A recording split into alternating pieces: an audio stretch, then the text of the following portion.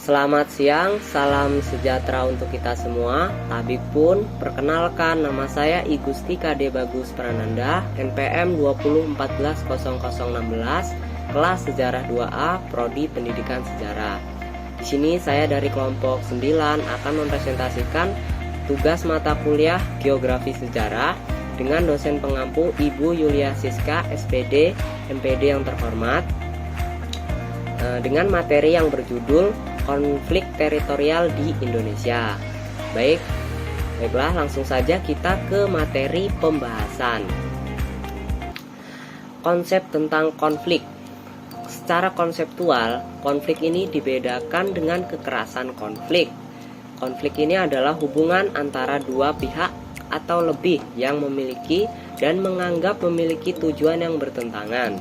Sedangkan kekerasan ini meliputi tindakan, kata-kata, dan sikap struktur atau sistem yang menyebabkan kerusakan fisik, psikis, dan lingkungan, serta menutup kemungkinan orang mengembangkan potensinya.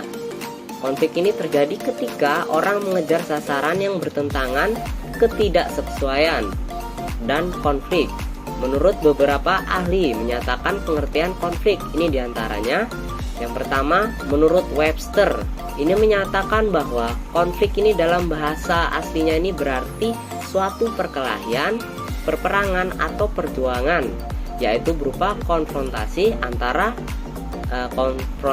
fisik antara beberapa pihak.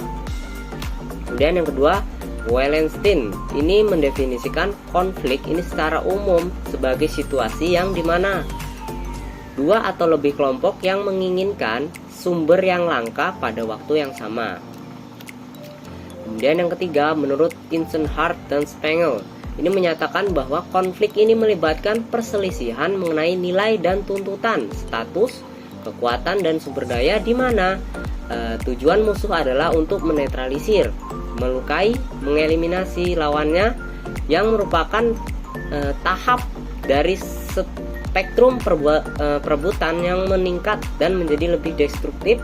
Perselisihan pendapat, pertengkaran, kampanye, litigasi, dan perkelahian atau peperangan.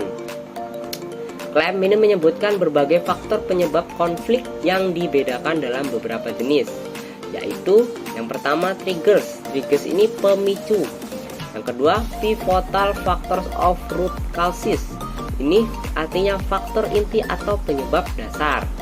Kemudian yang ketiga, mobilizing factor, artinya faktor yang memobilisasi. Yang keempat ini aggravating factors. Ini artinya adalah faktor yang memperburuk. Kemudian konsep teritorial. Teritorial ini adalah salah satu syarat bagi entitas sebuah negara di samping pemerintahan yang berdaulat dan sekelompok masyarakat di dalamnya. Konsep teritorial dapat dikaitkan dengan konsep geografi. Ada 3 pendekatan yang diberikan oleh Vasquez untuk menjelaskan geografi dapat memicu timbulnya konflik antar negara. Yang pertama, ketika teritorial tersebut muncul sebagai sumber konflik atau biasa disebut territorial perspective.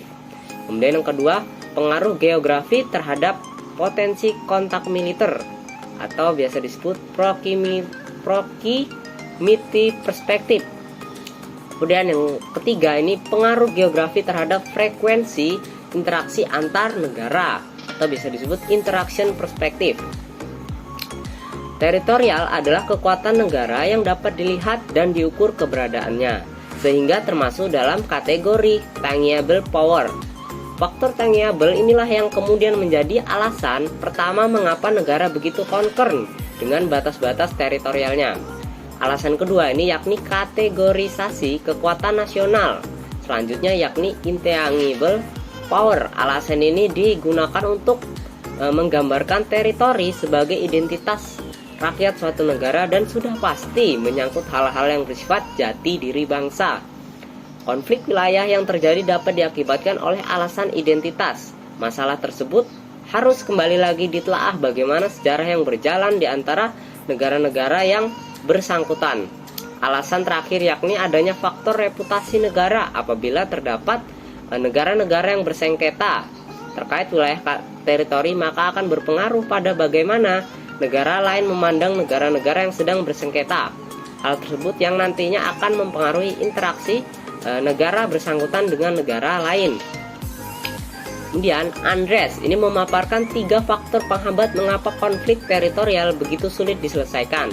Yang pertama ini, konflik teritorial selalu menyangkut pada kedaulatan sebuah negara. Kedaulatan merupakan inti dari sebuah negara, sehingga segala sesuatu yang akan mengancam kedaulatan maka negara tidak akan segan untuk melawannya. Faktor kedua yaitu faktor sejarah atau historis, yang notabene ini menimbulkan tumpang tindih kepemilikan wilayah. Kemudian faktor ketiga ini adalah kepentingan. Tidak bisa kita lepaskan kepentingan apabila kita sedang berbicara negara. Konflik teritorial ini terjadi selalu dikarenakan kesamaan kepentingan pada satu objek yang dalam hal ini adalah teritorial. Baik, mungkin itu saja materi yang bisa saya sampaikan. Apabila ada kata-kata ataupun kalimat dalam penyampaian materi ada yang menyinggung ataupun kata-kata yang salah, saya minta maaf. Sekian, terima kasih. Saya akhiri, selamat siang.